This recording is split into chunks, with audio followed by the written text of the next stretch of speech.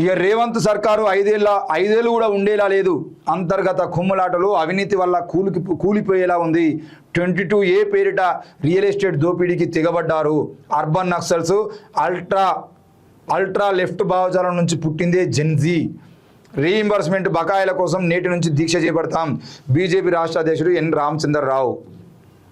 అంతర్గత కుమ్ములాటలు అవినీతి వల్ల తెలంగాణలో కాంగ్రెస్ ప్రభుత్వం కూలిపోయే స్థితికి చేరుకుందని బీజేపీ రాష్ట్ర అధ్యక్షుడు ఎన్ రామచంద్రరావు అన్నారు. రేవంత్ రెడ్డి సర్కారు 5 ఏళ్ల పదవీ కాలాన్ని పూర్తి చేసుకోవడం అనుమానాస్పదమేనని తెలిపారు. ఫీజు రీఎంబర్స్మెంట్ బకాయిల నిధుల విడుదల డిమాండ్ చేస్తూ సోమవారం నుంచి 48 గంటల పాటు నిరాహార దీక్ష చేపడుతున్నానని ప్రకటించారు. న్యూఢిల్లీలోని తెలంగాణ భవన్లో ఆదివారం ఆయన విలేకరులతో మాట్లాడారు. రాష్ట్రంలో పాలన పూర్తిగా పడకేసిందని, ముఖ్యంగా విద్యా వ్యవస్థ తీవ్ర సంక్షేమంలో ఉందని ఆవేదన వ్యక్తం చేశారు. వావ్, సభలు కొట్టారు అందరూ. ఈయనట రీఎంబర్స్మెంట్ బకాయిల కోసం దీక్ష చేపడతాట. మరి వీళ్ళ పార్టీకి సంబంధించినటువంటి పేపర్ లీకేజ్ వ్యతిరేకంగా దీక్ష చేపడుతున్నాం అర్బన్ నక్సల్స్ అట, దిమాగి నక్సల్స్ అట. ఇప్పుడు కాంగ్రెస్ పార్టీ, తెలంగాణ కాంగ్రెస్ పార్టీకి వ్యతిరేకంగా మీరు దీక్ష చేపడుతున్నామో మీరు మేధావులు, దేశభక్తులు, భరతమాత ముద్దుబిడ్డలు. మా వాళ్ళు దీక్షలు చెప్తే అర్బన్ నక్సల్సా, దిమాగి నక్సల్సా? ఇదేం అన్యాయం, ఇది ఎక్కడ ముచ్చట? ఇప్పుడు ఆర్ఎస్ఎస్ చీఫ్ మోహన్ భగవత్ కూడా 1000-2000 మంది పిల్లలతో కూర్చొని జెన్జీని ఆదర్శంగా తీసుకోవాలి, హిందువులందరూ జెన్జీని ఆదర్శంగా తీసుకోవాలని ఎవరు ఆర్ఎస్ఎస్ చీఫ్ మోహన్ భగవత్ చాలా స్పష్టంగా చెప్తాడు. ఓకేనా? అది అంబానీకి సంబంధించిందా, అదానికి సంబంధించిందా, ఎవరు పైసా పెట్టారు ఏందనే విషయం పక్క పెడదాం.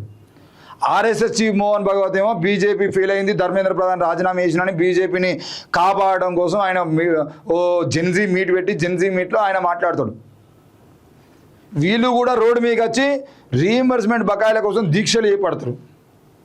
వీళ్ళు దీక్షలు చేస్తేనేమో దేశభక్తులు, అదే ఈ కడుపు కోతను అనుభవించిన బిడ్డలు రోడ్డు మీకు వచ్చి దీక్ష చేసినావు అర్బన్ నక్సల్సా, దిమాగి నక్సల్సా? అసలు మీకు మీద ఉన్నా ఫస్ట్ ఏం మాట్లాడతారు? ఇదేనా మీ మాట్లాడే తీరు? ఇప్పుడు రేపొద్దుగాల తెలంగాణ రాష్ట్ర ప్రభుత్వం కూడా మిమ్మల్ని దిమాగి నక్సల్సే అంటది, అర్బన్ నక్సల్సే అంటది. దీక్షలు చేసుడేంది భయ్? నాకు అర్థం కాదు.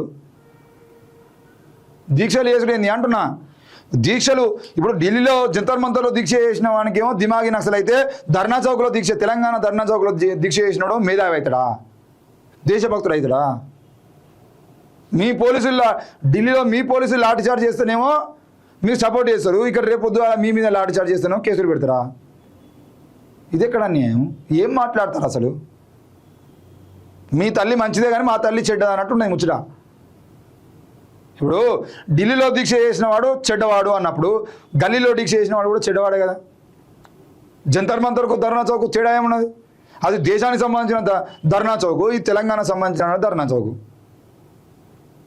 ఢిల్లీలో దీక్ష చేసిన వాళ్ళు అర్బన్ నక్సల్స్, దిమాగి నక్సల్స్ అయితే, రేపు ఉదయాల ధర్నా చౌక్లో ధర్నా చేసే వాళ్ళు కూడా అర్బన్ నక్సల్స్, దిమాగి నక్సల్స్ అవుతారు కదా. ఎందుకు మాట్లాడతలేరు ఈ విషయం? వ్యత్యాసం ఏమున్నది? ఓహో, కేంద్రంలో నరేంద్ర మోడీ ప్రభుత్వాన్ని వ్యతిరేకిస్తే మాత్రమే దిమాగి నక్సల్స్, రేవంత్ రెడ్డి ప్రభుత్వాన్ని వ్యతిరేకించే వాళ్ళందరూ మేధావులా, భరతమాత ముద్దు బిడ్డరా?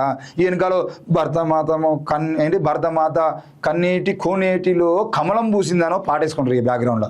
ఈయన నడుచుకుంటూ వస్తాడో వీడియో, కూర్చుంటే వీడియో, నమస్తే పెడితే వీడియో, మాట్లాడేటప్పుడు వీడియో. వీళ్ళేమో భరతమాత ముద్దు బిడ్డలని వీళ్ళు ఎలివేషన్స్ ఇచ్చుకుంటూ ఉంటారు.